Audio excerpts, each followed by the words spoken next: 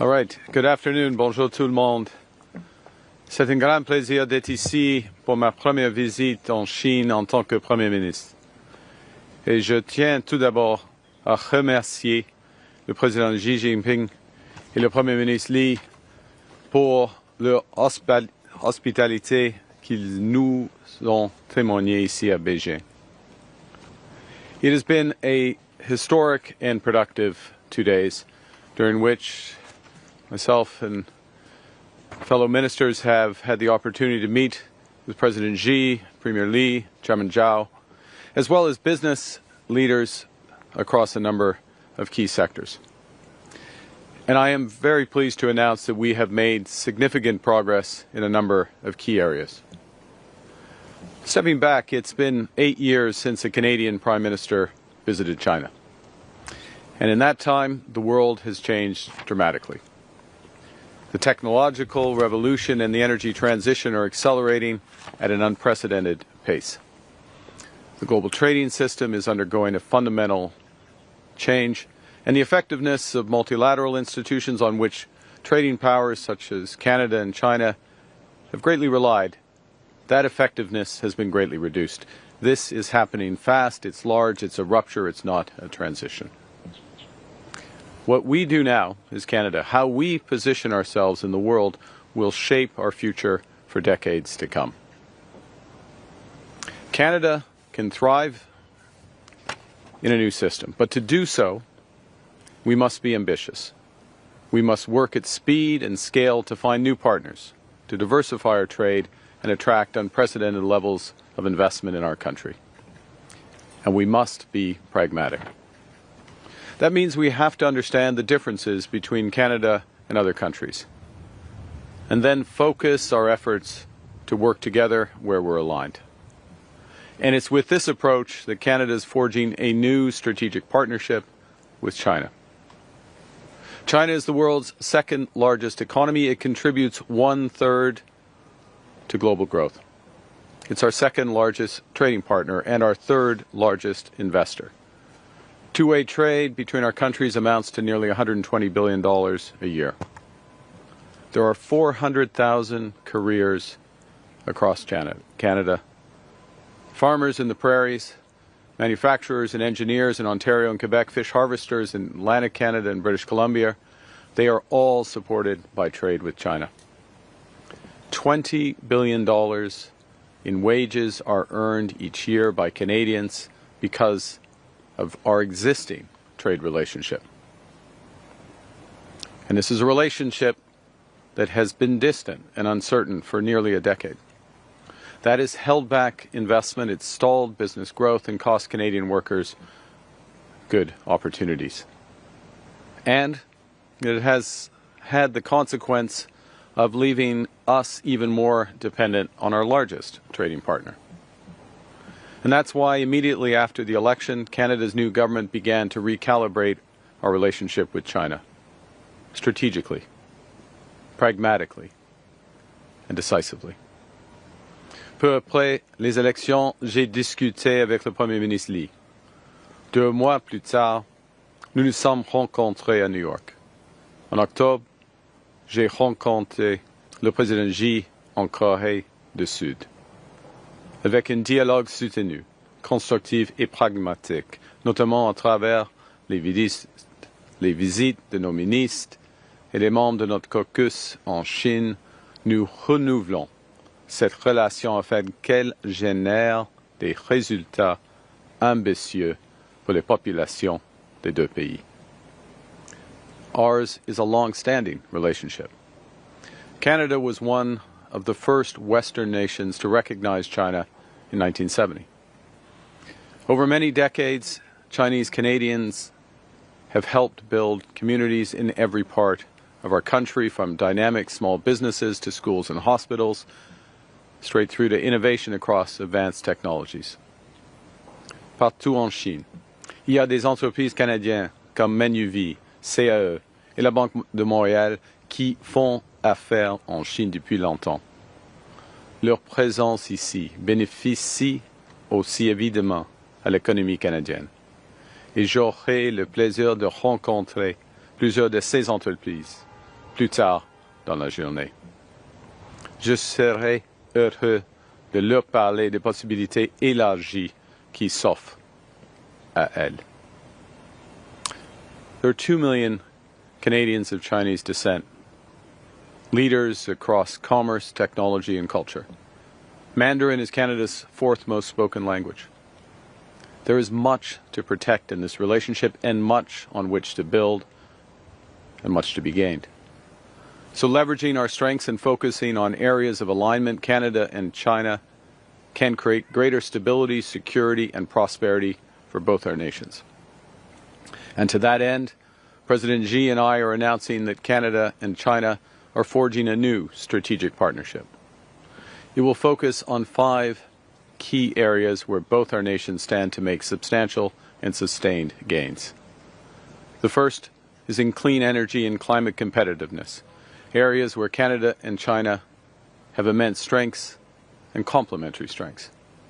Second, we're expanding trade, particularly in agriculture and food, where Canada is a reliable partner. Third, our commitment to multilateralism and strengthening global governance comes at a time when all of this is in flux. Fourth, we're deepening engagement in public safety and security to protect our peoples.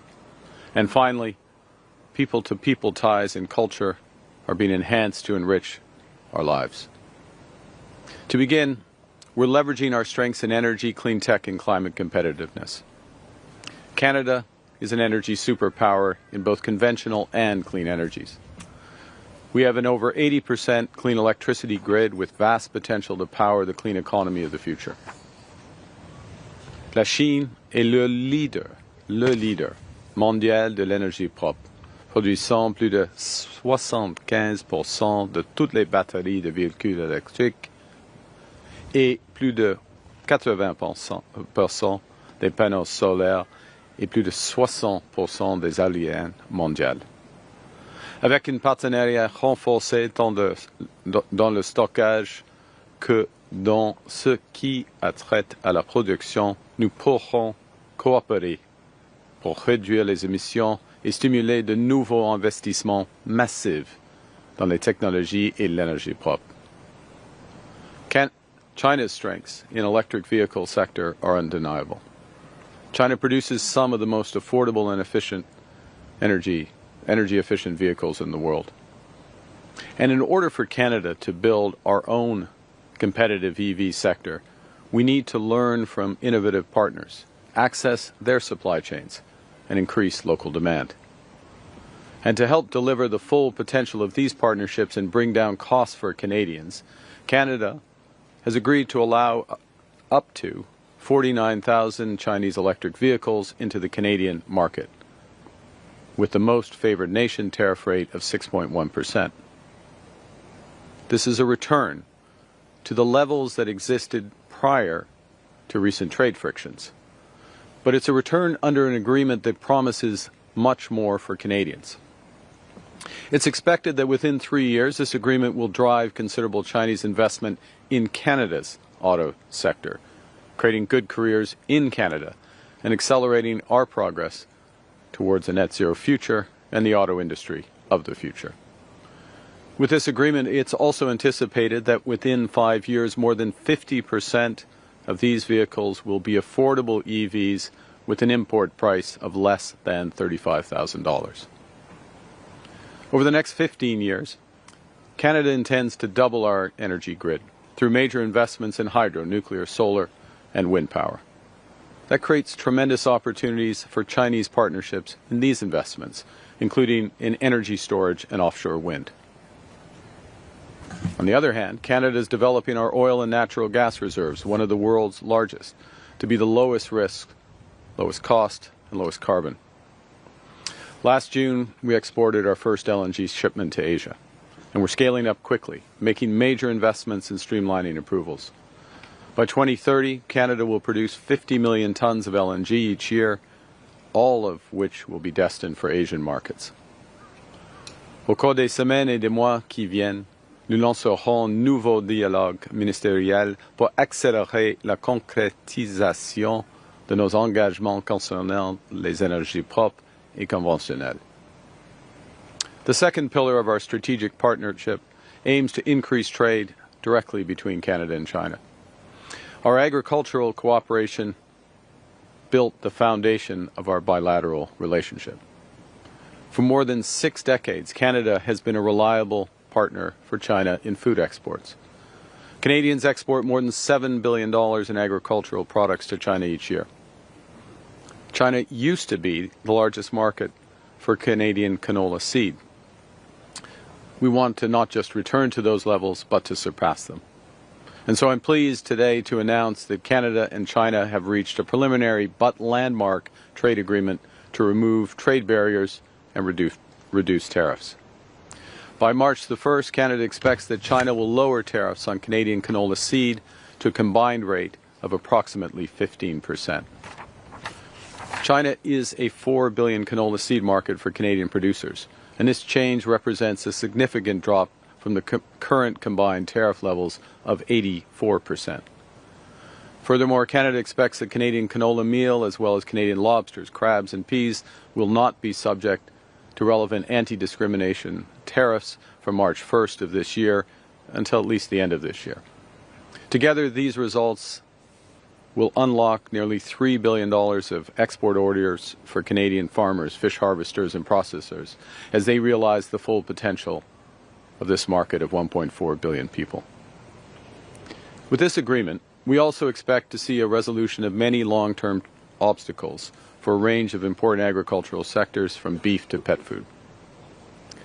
Le Canada a un but ambitieux d'augmenter nos exports vers la Chine de 50% d'ici 2030.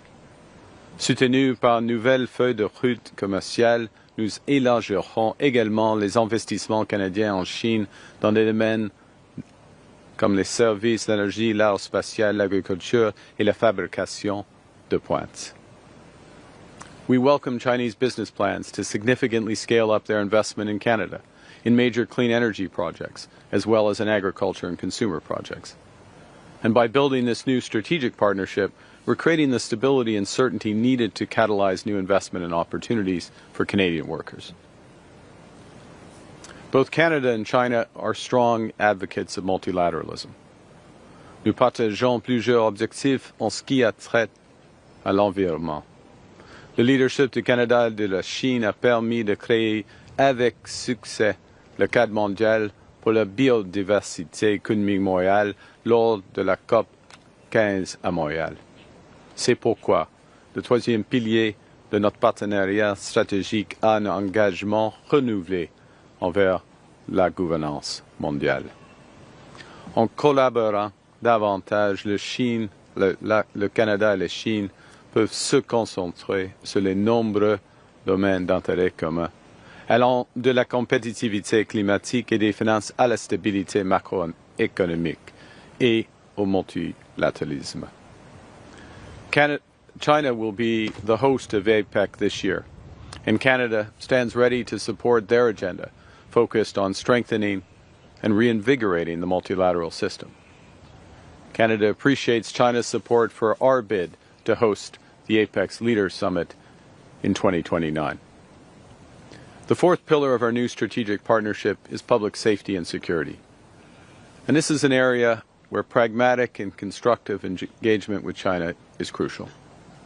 Through this pillar, our law enforcement agencies will increase cooperation to better combat narcotics trafficking, transnational crime, cybercrime, synthetic drugs, and money laundering. And we will create safer communities for people in both our countries. And finally, people have always been at the core of this relationship. As I said, Canada is home to a Chinese diaspora of 2 million. Over 300,000 Chinese visitors came to Canada in 2024. China is Canada's 7th largest source of tourism. So the fifth pillar of this partnership will build on opportunities for cultural exchanges and partnerships that further deepen our people-to-people ties.